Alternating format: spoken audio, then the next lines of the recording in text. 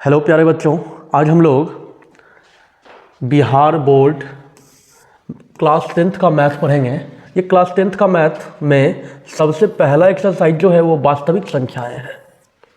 वास्तविक संख्याएं जिसका हम एक्सरसाइज 1.1 पढ़ने वाले हैं। ये 1.1 अध्याय जो है इसमें हमें यूक्लिड विभाजन एल्गोरिथम के बारे में पढ़ना है और उसी विधि के द्वारा हमें एचसीएफ ज्ञात करना है।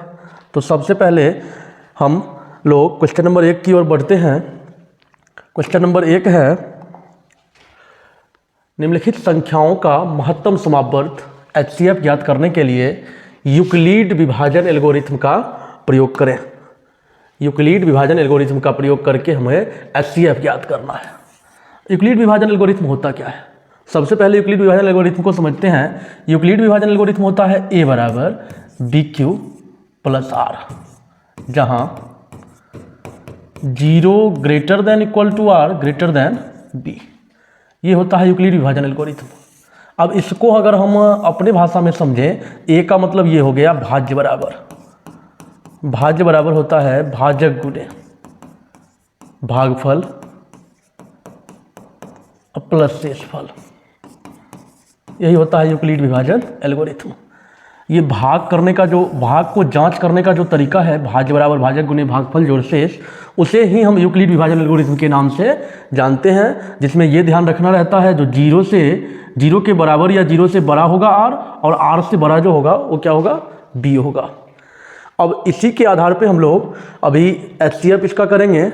सबसे पहला क्वेश्चन मेरा दिया हुआ है। इसके लिए पहला क्वेश्चन जो है वो दिया हुआ है 135 और 225। 135 और 225।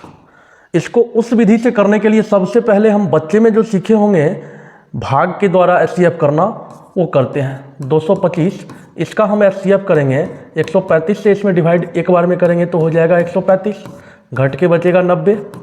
अब 90 से 135 में डिवाइड करेंगे तो एक बार में 90, घट के बच गया 45। अब इस 45 से 90 को डिवाइड करेंगे तो हो जाएगा 45 दूना 90, कट गया। अब इसको हम क्या करेंगे, चरण वाइज। ये भाग जो हुआ है ये 3 चरणों में हुआ है।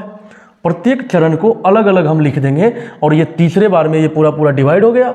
मतलब इसका एचसीएफ जो मुझे प्राप्त होगा क्या हो जाएगा, 45। इसको लिखना कैसे है, इसमें ए जो होगा भाज्य, ये 225 हुआ तो लिखेंगे 225 बराबर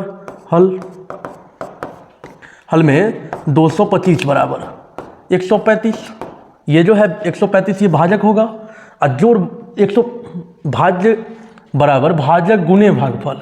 तो भाज्य बराबर भाजक गुणे भागफल जो है वो है 1 और शेषफल हो गया 90। पहला चरण कंप्लीट है। अब दूसरे टर्म में ये वाला भाग हुआ है, इसमें भाज्य जो है वो 135 है, मतलब 135 बराबर 90 गुणे 1। अब प्लस इस बार जो शेषफल प्राप्त हुआ वो हो गया 45।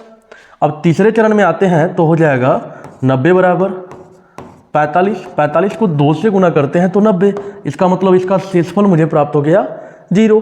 अब ध्यान देंगे, इसमें जब शेषफल हमें 0 आ जाए तो ये 45 से पूरा डिवाइड हुआ है, अतः इसका एचसीएफ जो होगा वो कितना हो जाएगा, 45 हो जाएगा।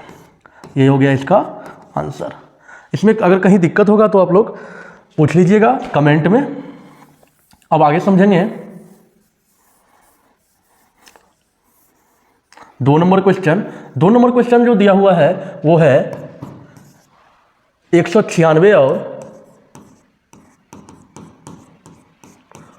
38/20। अब इसका एचसीएफ ज्ञात करना है।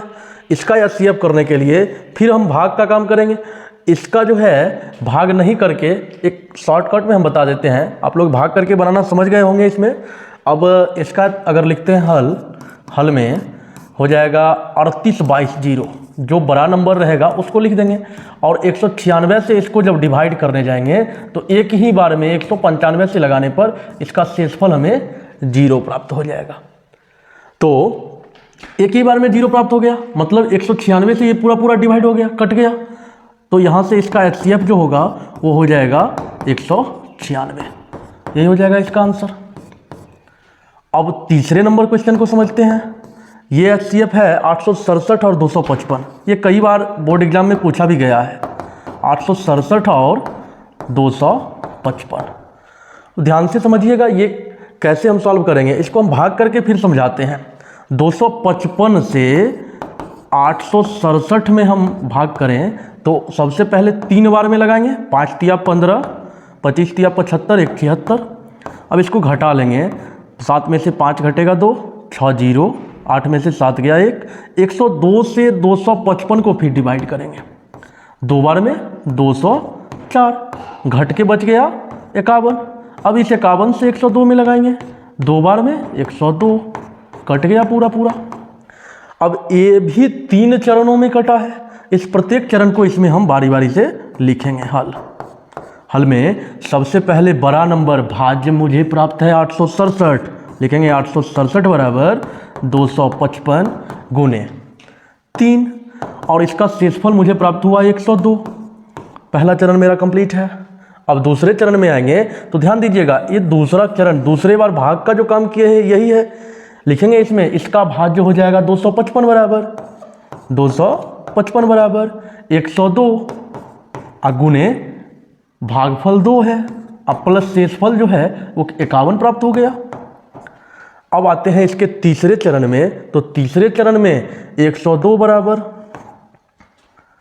51, और 51 को 2 से गुना करेंगे तो 102, मतलब शेषफल 0 आ गया। 51 से ये पूरा पूरा डिवाइड हुआ, भाग लगा, मतलब इसका HCF मुझे 51 प्राप्त हो गया। यही हो गया आंसर, कंप्लीट हो गया। इसका HCF हमें, तीनों का HCF हमने प्राप्त कर लिया।